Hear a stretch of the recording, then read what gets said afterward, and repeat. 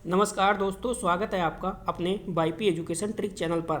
आज हम आपके एग्ज़ाम के लिए महत्वपूर्ण 40+ बहुविकल्प प्रश्न लेकर आए हैं, जो कि आपकी परीक्षा के लिए बहुत ही इम्पोर्टेंट है। अगर आप पहली बार चैनल पर आए हैं तो चैनल को सब्सक्राइब जरूर करें, ताकि ऐसे ही उपयोगी एमसीक्यूज आपको समय पर मिलते रहें। तो चलिए दोस्तों, बिना समय गवाए शुरू करते हैं आज का पहला प्रश्न। देखिए, सबसे पहले आप ये भी देख लीजिए कि इसमें हमने टॉपिक कौन कौन से लिए हैं। देखिए दोस्तों, यूनिट जो आपकी फर्स्ट यूनिट है एजुकेशनल साइकोलॉजी, शैक्षिक मनोविज्ञान। इसमें शैक्षिक मनोविज्ञान का अर्थ, शैक्षिक मनोविज्ञान के क्षेत्र, शैक्षिक मनोविज्ञान की प्रकृति, शैक्षिक मनोविज्ञान के कार्य, शैक्षिक मनोविज्ञान का महत्व और कक्षा कक्ष में शिक्षक का नेतार्थ। इससे रिलेटेड हम 40 PYQ को कवर करेंगे। तो ये क्लास 30 है, क्लास नंबर 30 क्लास अब तक अपलोड हो चुकी है। तो जो अभी आपने क्लासें नहीं देखी हैं पीछे की, वो आप प्लेलिस्ट से जाकर देख लीजिए। तो बिना किसी देरी के करते हैं दोस्तों टॉपिक को स्टार्ट। चलिए दोस्तों, ये रहा आज का आपका पहला क्वेश्चन। पहला क्वेश्चन क्या कह रहा है, इसका फटाफट जवाब दीजिए। क्वेश्चन कह रहा है शैक्षिक मनोविज्ञान किसका वैज्ञानिक अध्ययन है। शैक्षिक मनोविज्ञान है वो किसका वैज्ञानिक अध्ययन है। ए ऑप्शन है अध्यापन के उपकरणों का, बी ऑप्शन है मानव व्यवहार का शिक्षा संदर्भ में, सी ऑप्शन है विद्यालय प्रशासन का और डी ऑप्शन है पाठ्य पुस्तकों का। तो सबसे पहले दोस्तों, इसके थ्योरी सेक्शन को आप जरूर देखिएगा। उसकी वीडियो मैंने अपने डिस्क्रिप्शन बॉक्स में डाल दी है, उस वीडियो को देखिए। इसके बाद आप एमसीक्यूज क्वेश्चन जो है वो बना पाओगे। तो दोस्तों, इसका जो सही जवाब होगा वो क्या होगा, मानव व्यवहार शिक्षा संदर्भ में, बी ऑप्शन बिल्कुल सही जवाब है। अगला क्वेश्चन देखिए, अगला क्वेश्चन क्या कह रहा है। क्वेश्चन कह रहा है शैक्षिक मनोविज्ञान का मुख्य विषय क्या है।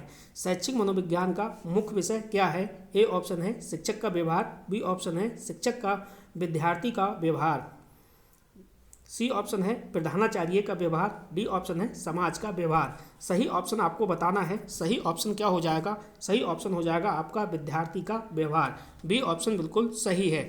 अगला क्वेश्चन देखिए, अगला क्वेश्चन क्या कह रहा है आपका।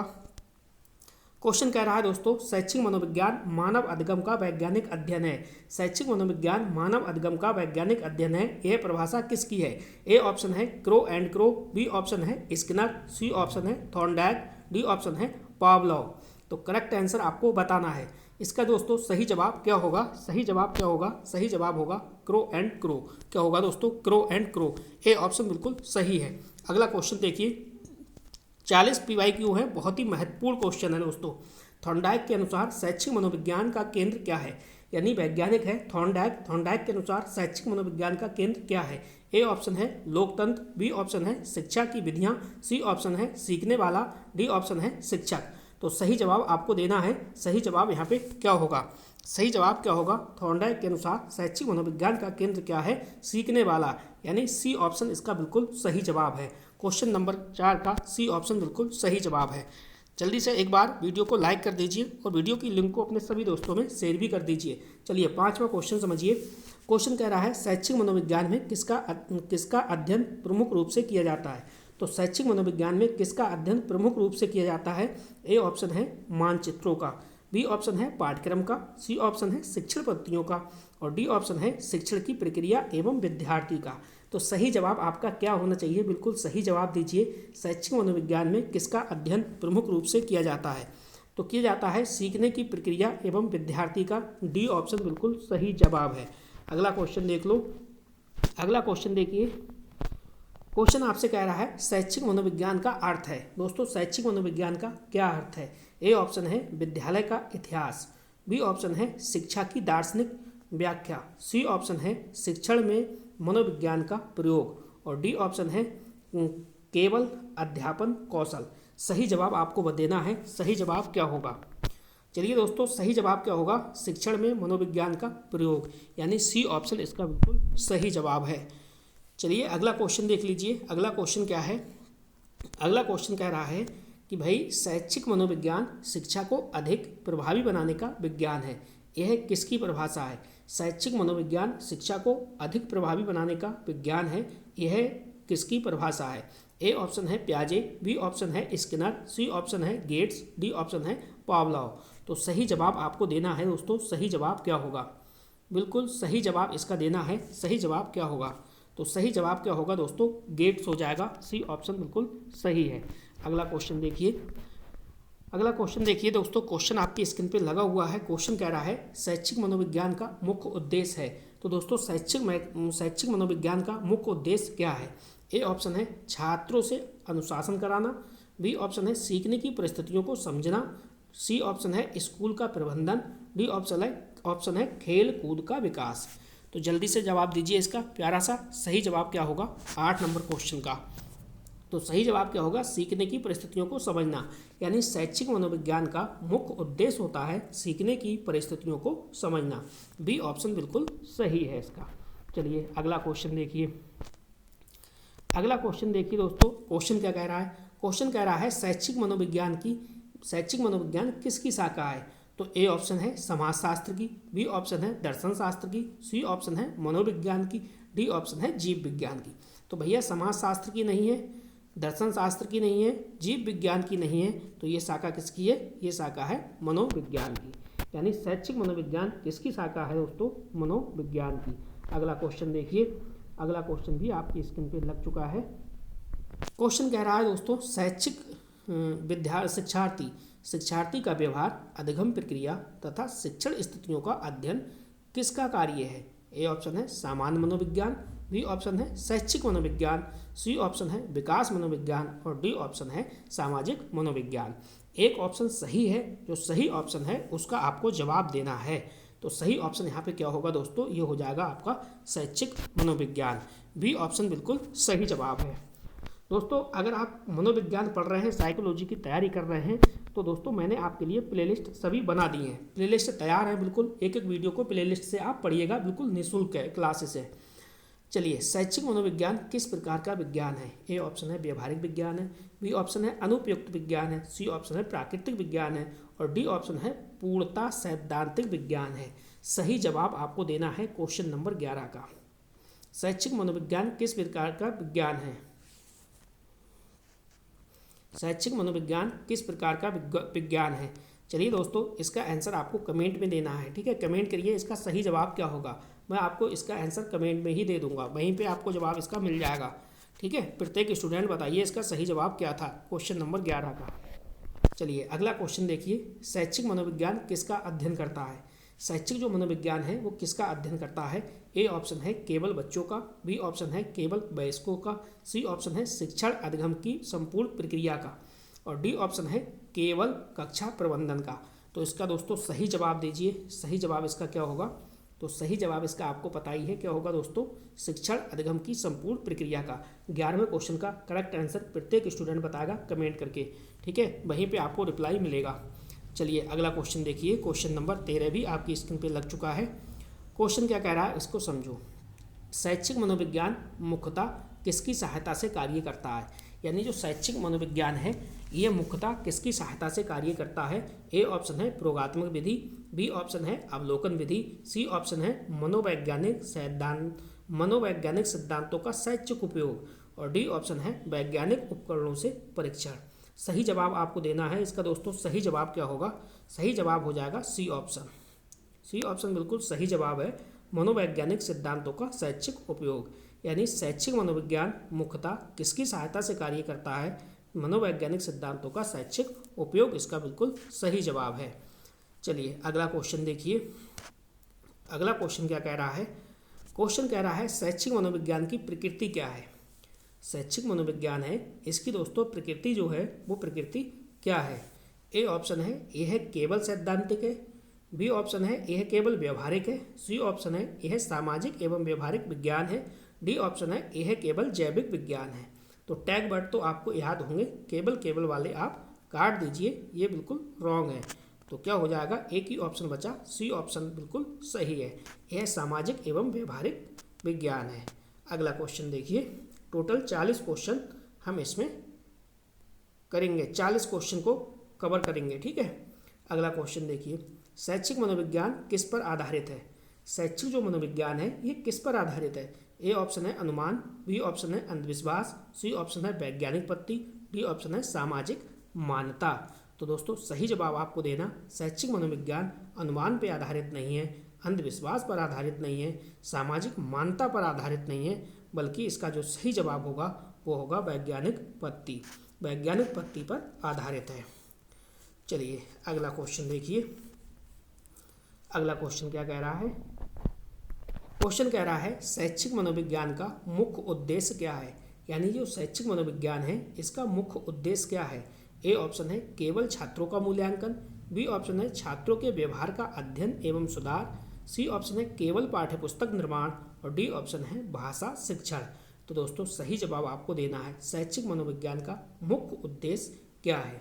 क्वेश्चन नंबर 16, केवल छात्रों का मूल्यांकन, बिल्कुल नहीं। केवल पाठ्यपुस्तक का निर्माण, बिल्कुल नहीं।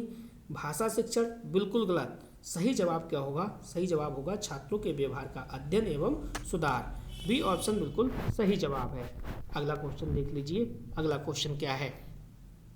शाम को 7 बजे और 8 बजे डेली आपकी मनोविज्ञान की क्लास चलती है। शैक्षिक मनोविज्ञान निम्न में से किसका अध्ययन नहीं करता? किसका अध्ययन नहीं करता आपको यह बताना है। ए ऑप्शन है अधिगम, बी ऑप्शन है व्यक्तित्व, सी ऑप्शन है शिक्षण विधियाँ और डी ऑप्शन है भारत का भूगोल का इतिहास।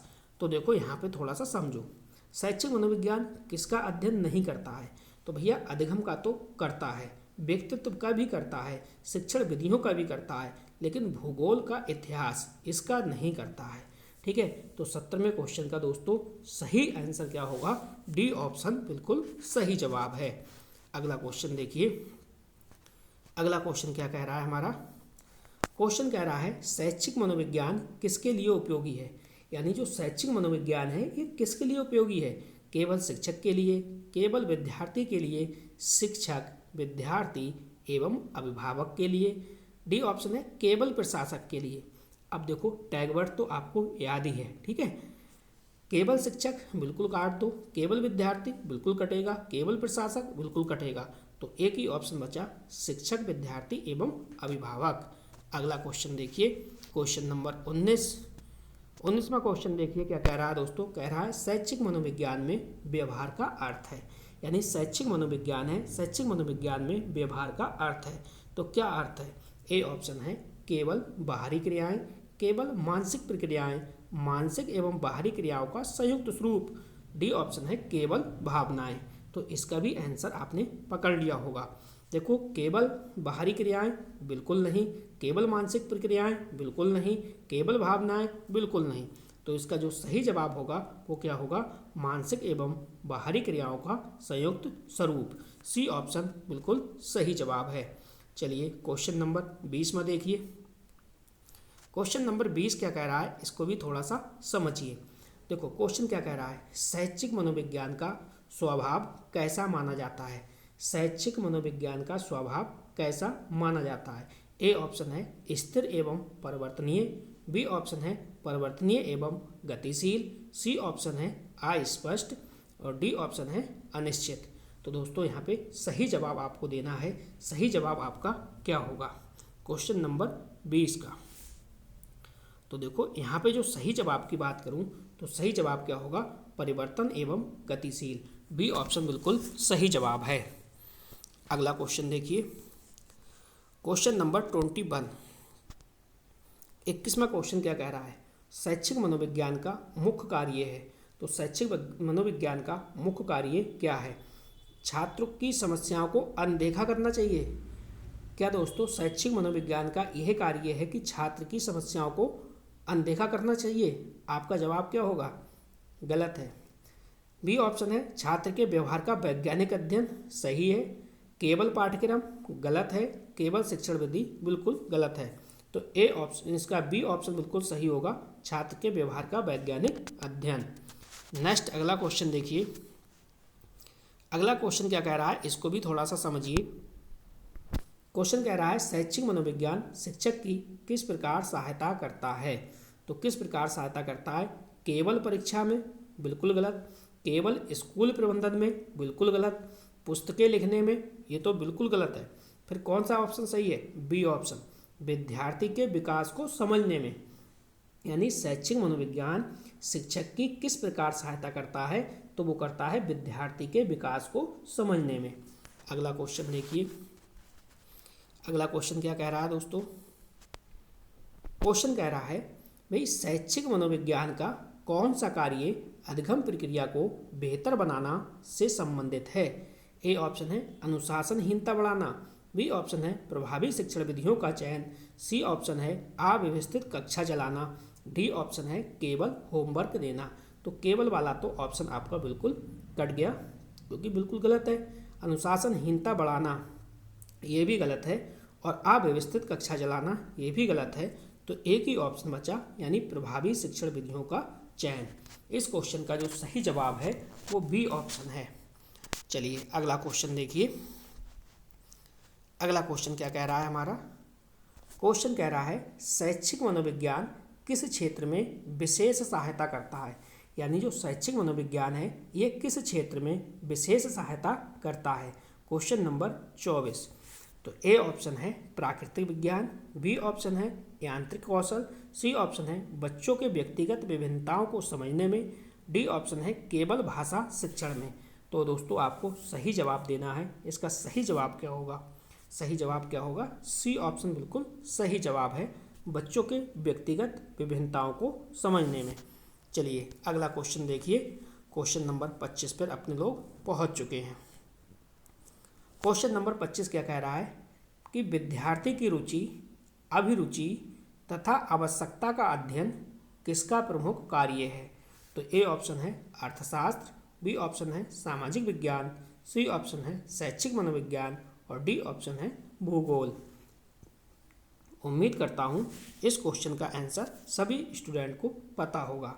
तो इसका सही जवाब क्या है? शैक्षिक मनोविज्ञान, सी ऑप्शन बिल्कुल सही जवाब है। अगला क्वेश्चन देखिए। अगला क्वेश्चन हमारा क्या है? क्वेश्चन कह रहा है कक्षा प्रबंधन के लिए शैक्षिक मनोविज्ञान का योगदान है। कक्षा प्रबंधन के लिए शैक्षिक मनोविज्ञान का योगदान है। ए ऑप्शन है कक्षा में कठोर दंड देना, तो बिल्कुल गलत है। छात्रों को डराना बिल्कुल गलत है। परीक्षा में नकल कराना बिल्कुल गलत बात है। तो फिर क्या है? सकारात्मक व्यवहार प्रबंधन, यानी 26वें क्वेश्चन का सही जवाब होगा सी ऑप्शन। चलिए अगला क्वेश्चन देखिए। अगला क्वेश्चन भी आपकी स्क्रीन पे लग चुका है। क्वेश्चन कह रहा है शैक्षिक मनोविज्ञान का एक प्रमुख कार्य है। यानी जो शैक्षिक मनोविज्ञान है इसका एक प्रमुख कार्य है। ए ऑप्शन है बालों की देखभाल, बी ऑप्शन है बालक के समग्र विकास का अध्ययन, सी ऑप्शन है अंक गणना, डी ऑप्शन है स्कूल की इमारत बनाना। तो देखो शैक्षिक मनोविज्ञान का एक प्रमुख कार्य क्या है? बालों की देखभाल बिल्कुल गलत है। अंक गणना ये भी गलत है। स्कूल की इमारत बनाना बिल्कुल गलत। तो सही जवाब क्या होगा? बालक के समग्र विकास का अध्ययन, यानी बी ऑप्शन इसका बिल्कुल सही जवाब है। तो अब तक अपने लोगों ने दोस्तों 27 यानी 27 क्वेश्चन कवर कर लिए। 28वां क्वेश्चन आपकी स्क्रीन पर है। चलिए देखो शैक्षिक मनोविज्ञान शिक्षक को क्या करने में मदद करता है? यानी जो शैक्षिक मनोविज्ञान है, शैक्षिक मनोविज्ञान शिक्षक को क्या करने में मदद करता है?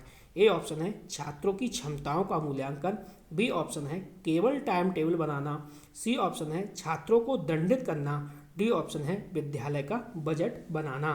तो दोस्तों सही जवाब क्या होगा इसका, वो आपको चुनना है।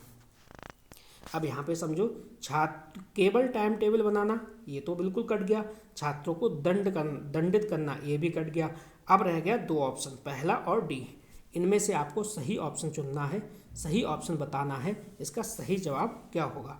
तो विद्यालय का बजट बनाना भी कटेगा, तो ए ऑप्शन क्या हो जाएगा? छात्रों की क्षमताओं का मूल्यांकन।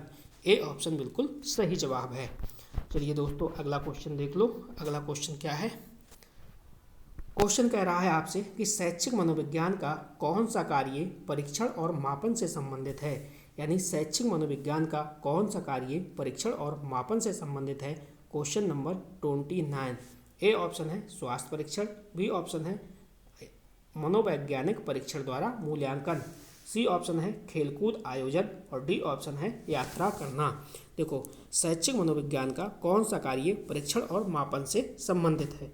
तो देखो स्वास्थ्य परीक्षण ए ऑप्शन गलत हो जाएगा, खेलकूद आयोजन भी गलत है, यात्रा करना भी गलत है। तो सही ऑप्शन क्या होगा? मनोवैज्ञानिक परीक्षण द्वारा मूल्यांकन, बी ऑप्शन इसका बिल्कुल सही जवाब है।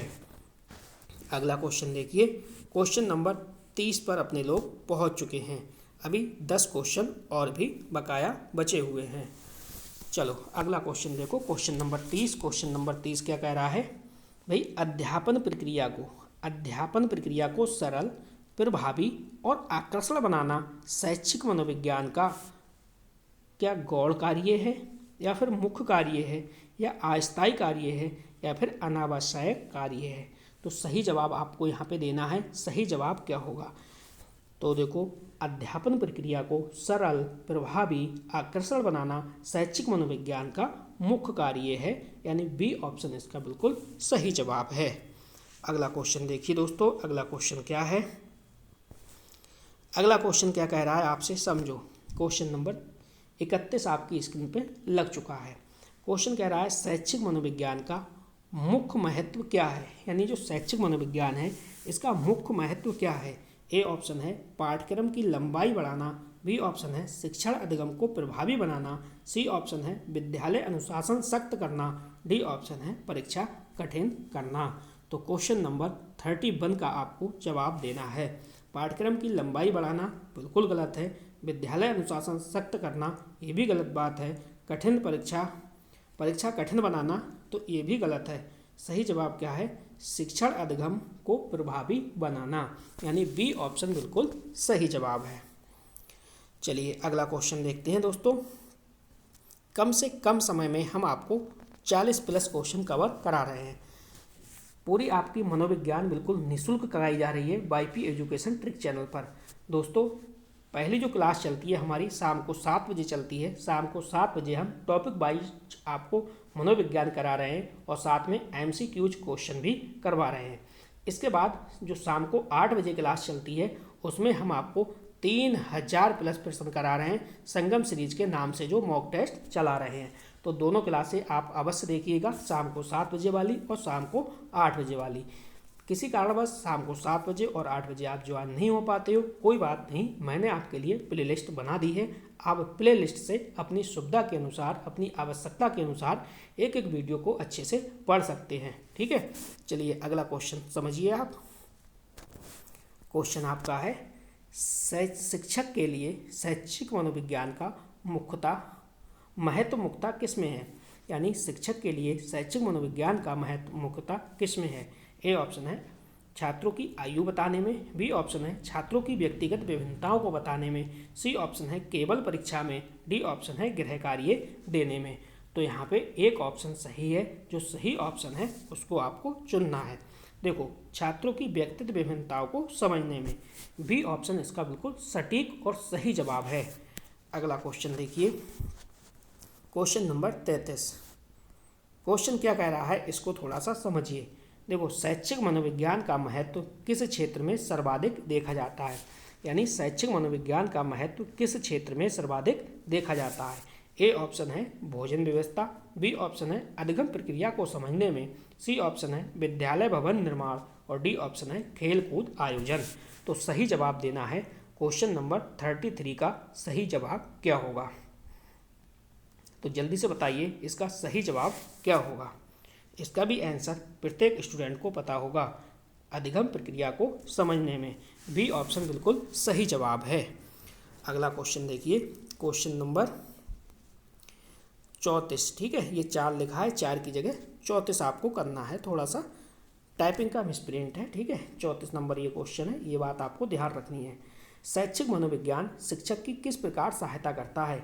ए ऑप्शन है केवल अध्याय याद कराने में, बी ऑप्शन है छात्रों की आवश्यकताओं व समस्याओं को जानने में, सी ऑप्शन है कम अंक दिलाने में, डी ऑप्शन है पाठ्यपुस्तक बदलने में। तो देखो, शैक्षिक मनोविज्ञान शिक्षक की किस प्रकार से सहायता करता है। केवल अध्याय याद कराने में बिल्कुल गलत है, कम अंक दिलाने में ये भी गलत है, पाठ्यपुस्तक बदलने में ये भी ऑप्शन गलत है। तो सही ऑप्शन क्या होगा? छात्रों की आवश्यकताओं व समस्याओं को जानने में, यानी बी ऑप्शन बिल्कुल सही जवाब है। चलिए अगला क्वेश्चन देखिए। अगला क्वेश्चन क्या कह रहा है दोस्तों? क्वेश्चन क्या कह रहा है इसको थोड़ा सा समझिए। क्वेश्चन कह रहा है शैक्षिक मनोविज्ञान का महत्व किस प्रकार के शिक्षण को बढ़ावा देता है।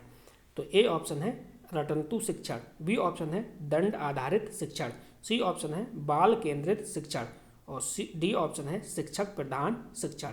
दोस्तों एक बात आपको बता दूं, ये जो मॉक टेस्ट है दोस्तों, ये जो मैं सीरीज आपको करा रहा हूँ, ये 40+ क्वेश्चन का नहीं है दोस्तों। टोटल मैं आपसे कहूँ टोटल 50 क्वेश्चन का है। कितने क्वेश्चन का है दोस्तों? 50 क्वेश्चन का है ये। ठीक है, शुरू में मैंने आपको शायद 40+ बताया था, लेकिन ये 50 क्वेश्चन का है। तो इसमें सही जवाब आपको बताना है। क्वेश्चन नंबर 35 का सही जवाब क्या होगा? इसका जो सही जवाब होगा वो होगा दोस्तों बाल केंद्रित शिक्षण। सी ऑप्शन बिल्कुल सही जवाब है। चलिए अगला क्वेश्चन देखिए। अगला क्वेश्चन हमारा क्या कह रहा है? क्वेश्चन कह रहा है शैक्षिक मनोविज्ञान किसमें मदद नहीं करता है। जो शैक्षिक मनोविज्ञान है ये किसमें मदद नहीं करता है? ए ऑप्शन है छात्र के विकास को समझने में, बी ऑप्शन है शिक्षण विधियों के चयन में, सी ऑप्शन है छात्रों की क्षमताएं पहचानने में, डी ऑप्शन है भवन निर्माण लागत तय करने में। तो उम्मीद करता हूँ इस क्वेश्चन का आंसर आपको पता चल गया होगा। दोस्तों भवन निर्माण लागत तय करने में ये बिल्कुल गलत जवाब है। तो नेगेटिव का आंसर क्या होगा? नेगेटिव। तो डी ऑप्शन इसका बिल्कुल सही जवाब है। अगला क्वेश्चन देखो। अगला क्वेश्चन आपकी स्क्रीन पर लग चुका है। क्वेश्चन कह रहा है शैक्षिक मनोविज्ञान एक प्रमुख महत्व है। तो शैक्षिक मनोविज्ञान एक प्रमुख महत्व है। ए ऑप्शन है छात्र की रुचियों, अभिरुचियों तथा क्षमताओं का पता लगाना, बी ऑप्शन है केवल परीक्षा की तैयारी, सी ऑप्शन है केवल होमवर्क बढ़ाना, डी ऑप्शन है विद्यालय शुल्क तय करना। सही जवाब आपको देना है। सही जवाब क्या होगा? तो दोस्तों देखो यहाँ पे समझो आप, केवल वाले तो टैग वर्ड हैं आपको, वो हो जाएंगे गलत। एसी तो हट जाएगा। विद्यालय शुल्क तय करना ये भी काम नहीं है। तो शैक्षिक मनोविज्ञान का एक प्रमुख महत्व क्या है?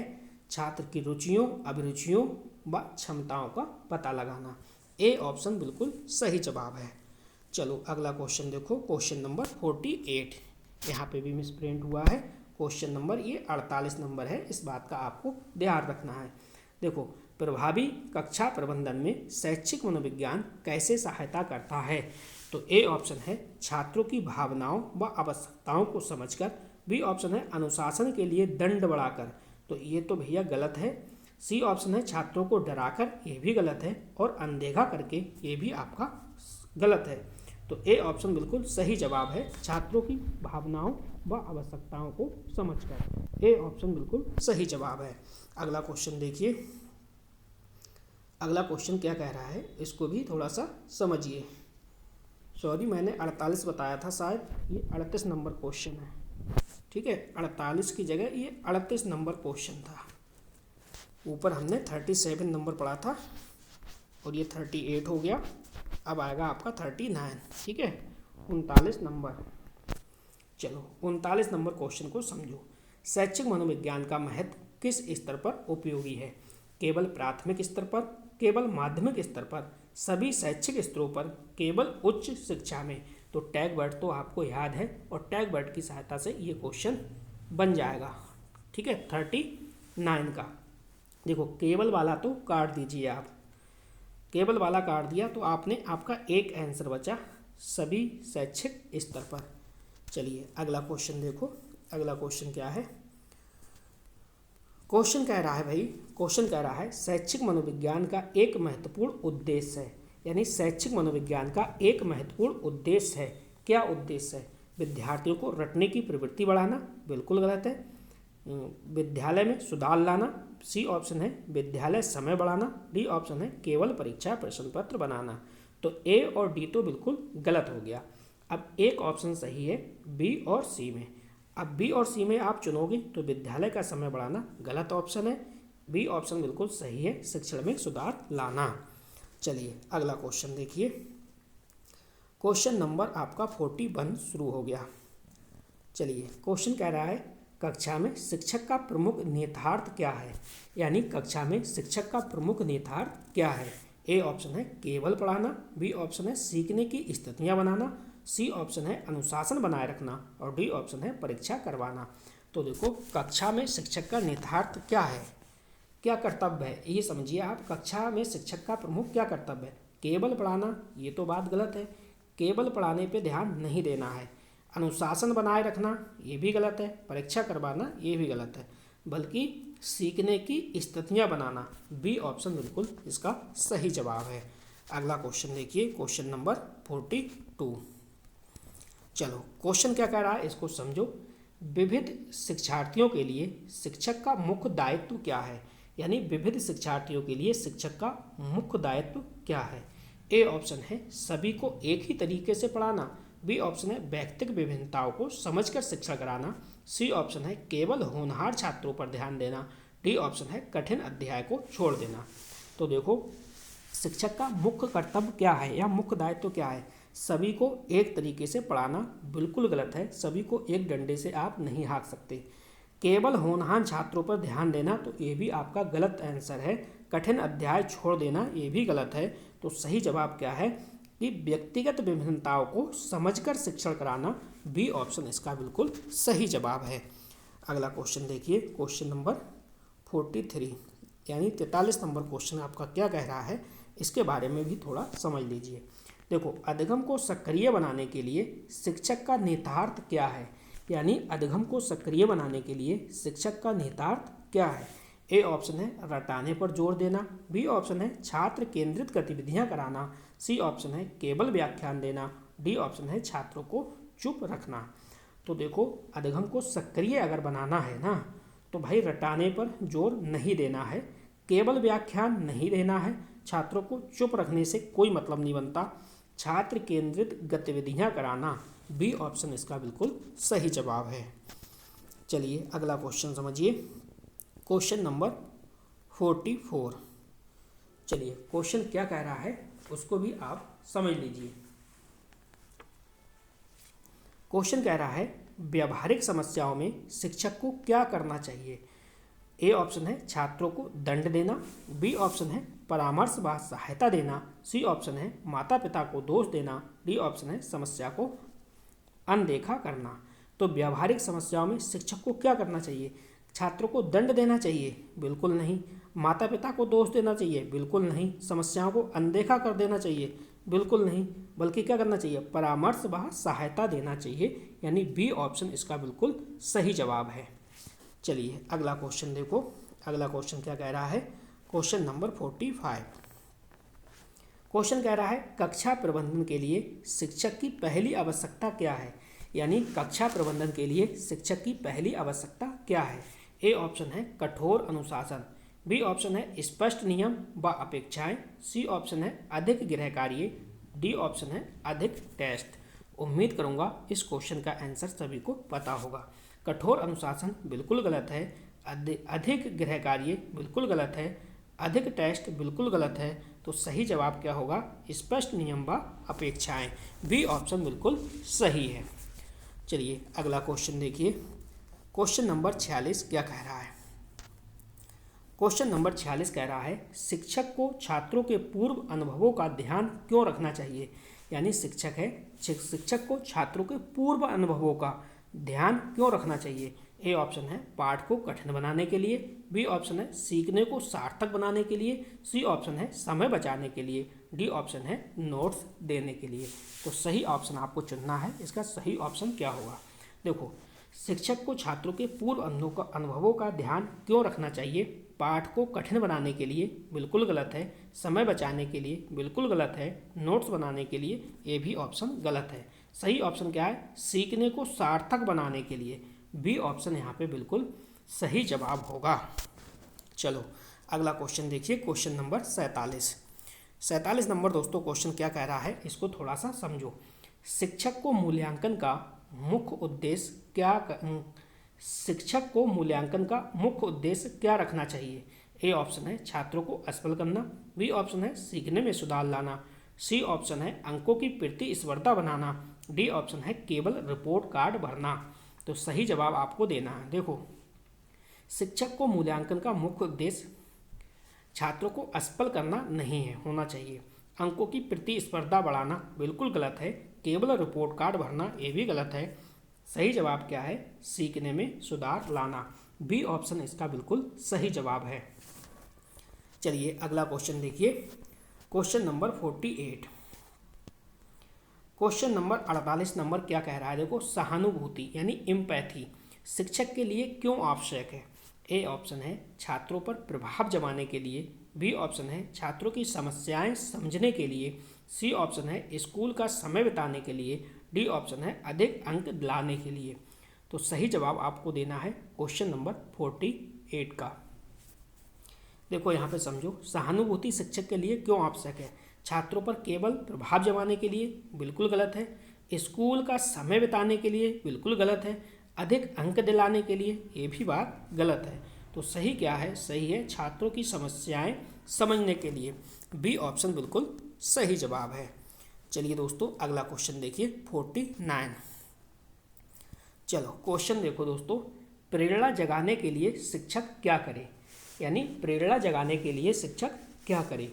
ए ऑप्शन है डांटे और दबाव बनाए, तो डांटना और दबाव बनाना नहीं है। प्रशंसा व प्रोत्साहन का अवसर दें, या फिर कड़ी सजा दें, तो सजा नहीं देना है। बार बार टेस्ट लें, ये भी बिल्कुल गलत है। तो भैया प्रेरणा जगाने के लिए शिक्षक क्या करे, प्रशंसा प्रोत्साहन व अवसर दें, बी ऑप्शन बिल्कुल सही जवाब है।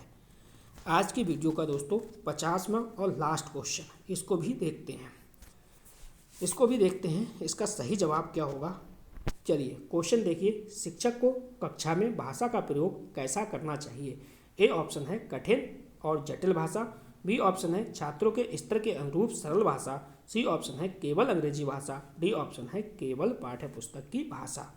तो देखो यहाँ पे शिक्षक की बात हो रही है, तो शिक्षक को कठिन और जटिल भाषा गलत ऑप्शन है।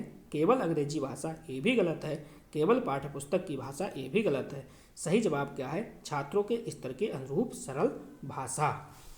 दोस्तों आपका हर लाइक हर कमेंट हमें और भी बेहतर करने की प्रेरणा देता है। तो दोस्तों बने रहिए हमारे साथ, सीखते रहिए, आगे बढ़ते रहिए YP एजुकेशन ट्रिक परिवार के साथ। धन्यवाद, जय हिंद।